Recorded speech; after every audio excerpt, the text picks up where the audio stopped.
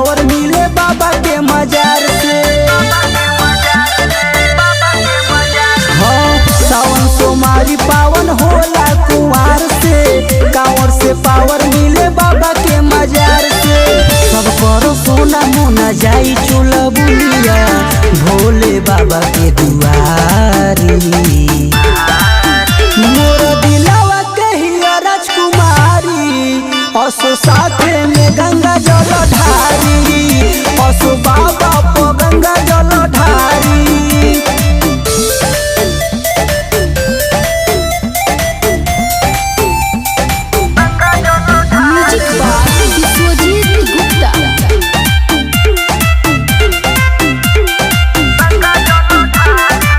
दिने में जाई सभे राती में तो आई, भोले दानी पे जल भोरे में चढ़ाई।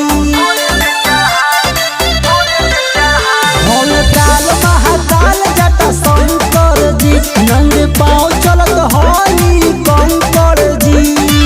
जे भी गइल बा तुसे भइल बा, पाके प्रेम के पुजारी।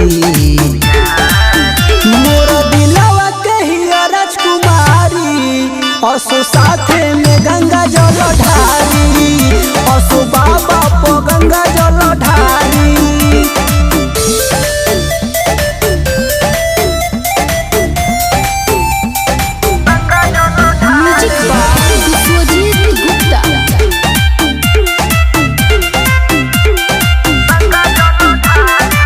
दर्शन करे जई है राज धर्मेंद्र, भोले बाबा के लगे करी है सरेंडर। सुनो मन तू मनीष शिवम हो, अजय भाई हवे दिल के नरम हो। राइटर रमेश की बाबा पे लिखी ऐसे सूजित बिहारी।